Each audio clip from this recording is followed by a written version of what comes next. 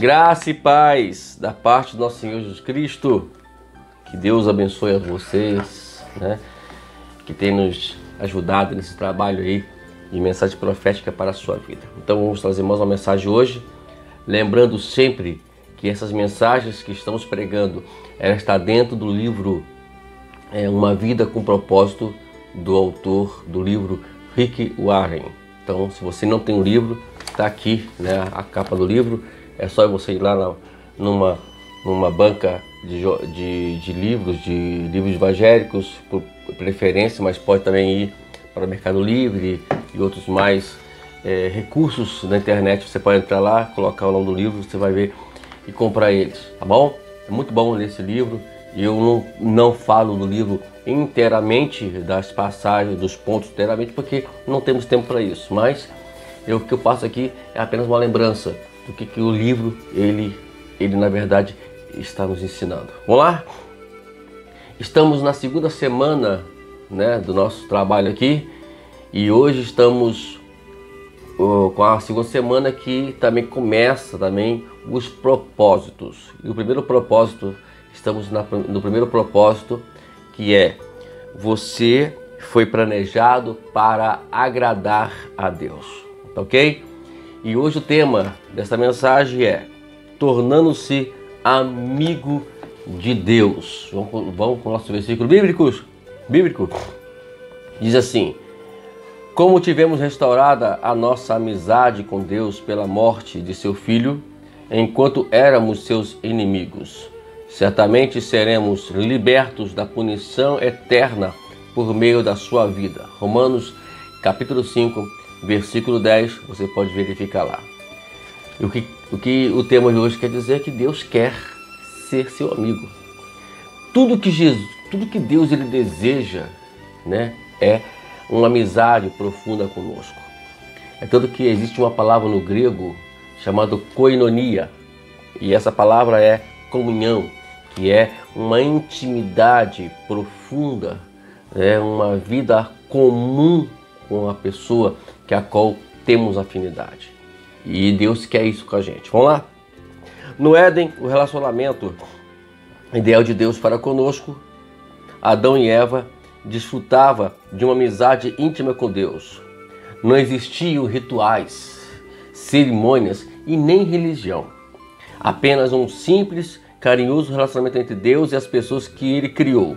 Livre de culpas e medos, Adão e Eva desfrutavam de Deus e Deus desfrutava deles. Fomos feitos para viver continuamente na presença de Deus.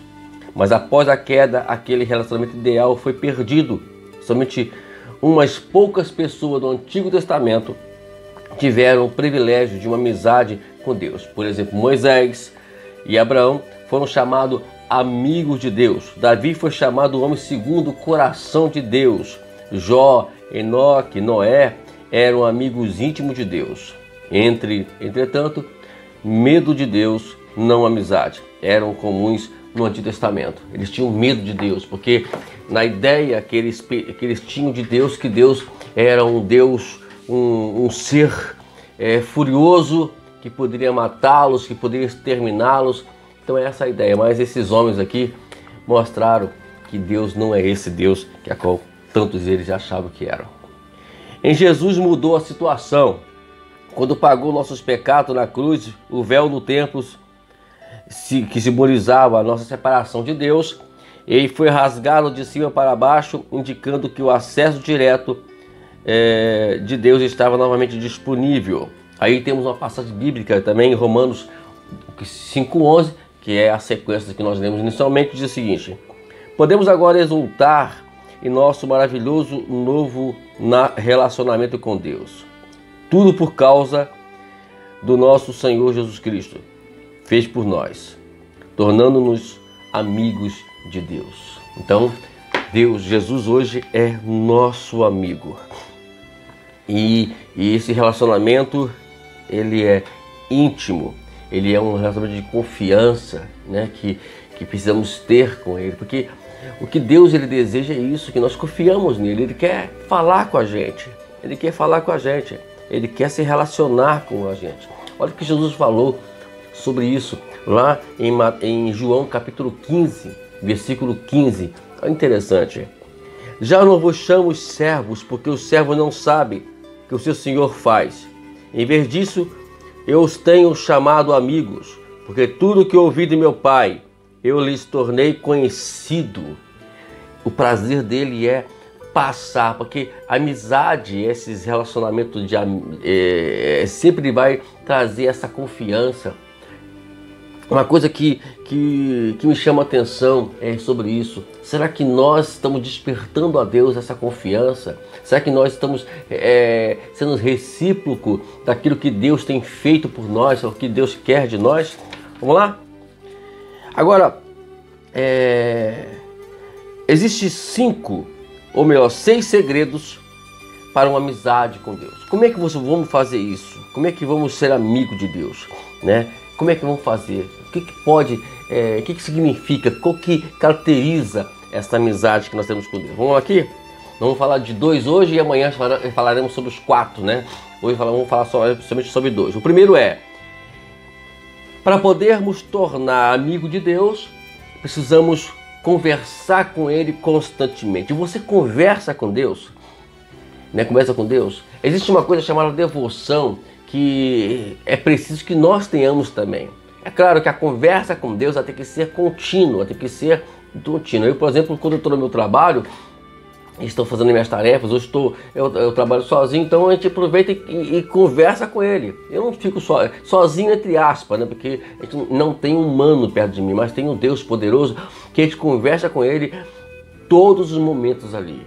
Isso é muito bom, isso é muito gostoso, né? Então, a Bíblia fala que no capítulo 5, versículo 17 da primeira carta aos Tessalonicenses, Paulo fala que devemos orar continuamente.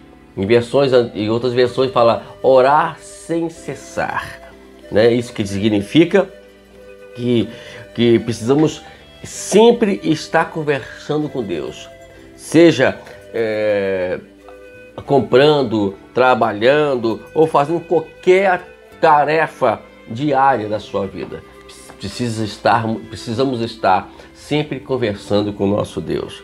A chave para uma amizade de Deus não é mudar o que você faz, mas mudar a atitude em relação ao que você faz, né? Então existe uma diferença muito grande do que mudar o que você está fazendo e mudar a atitude do que você faz. Então isso vai sempre caracterizar uma forma de você se encontrar, se você está próximo de Deus. Nós falamos aqui anteriormente, existia uma separação entre nós e Deus, que era o véu. Acabou isso. Jesus veio justamente para poder isso. Eu queria te dar um dever de casa, leia 2 Coríntios, capítulo 5, né? Você vai ver o que Jesus ele fez conosco lá. O que Paulo fala que Jesus fez por nós, ok? Então precisamos nós entrar dentro desse padrão de amizade, né? Nós não louvamos a Deus para nos sentirmos bem, mas para agirmos bem. Seu objetivo não é uma sensação, mas uma consciência constante de realidade de que Deus está sempre presente. Este também é um estilo de adoração. Adorar, uma vez, deixa eu contar aqui rapidamente uma situação que um certo pastor nos contava uma vez, né? Geralmente tem cantina na igreja, né? Então ele tinha 2 filhos e um filho dele disse: pai, aí puxou, pai, aí fala, meu filho, pai, eu queria um salgadinho. Aí ele falou: tá aqui o dinheiro, meu filho, vai lá, compra o salgadinho. O outro filho também puxou: pai. Aí o pai perguntou para ele: você também quer um salgadinho, meu filho? Não, pai, eu estou aqui, eu só quero que o senhor fale comigo, eu estou aqui para ficar mais próximo do Senhor. Aleluia. E o que o primeiro filho fez foi louvor, e louvor é um louvor. Agora, adoração é você sentir bem, ou você almejar a cada dia estar próximo de Deus, não por aquilo que Ele vai fazer, Ele faz por você, mas por aquilo que Ele é para você. É muito importante isso.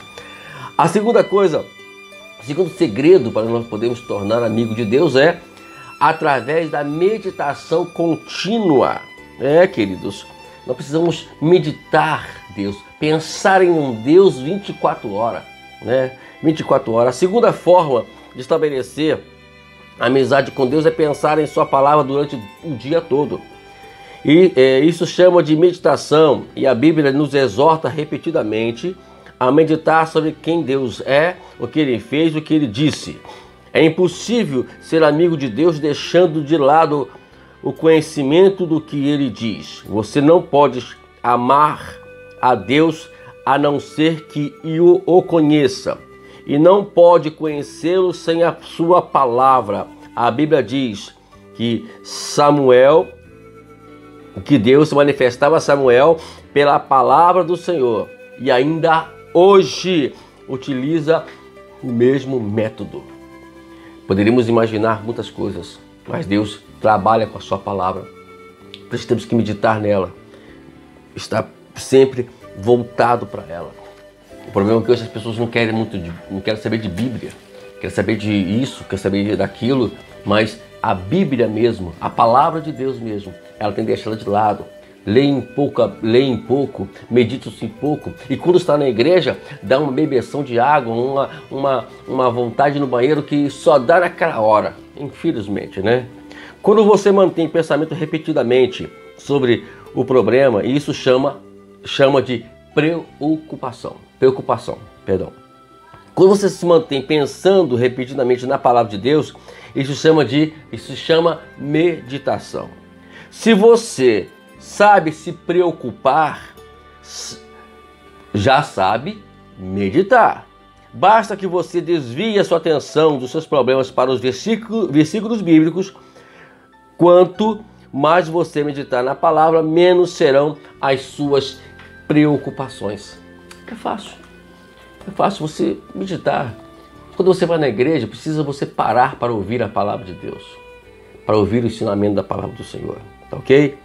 Como diz aqui o salmista, no Salmo, ele diz assim: dei mais valor às palavras da sua boca do que o meu pão de cada dia. E mais ainda ele diz: como eu amo a tua lei, medito nela o dia inteiro.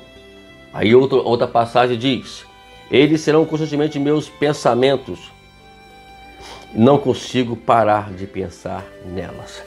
Quando você lê a Bíblia, ou ouve um sermão, ou um vídeo, ou seja o que for, não cometa o erro de simplesmente deixar para lá.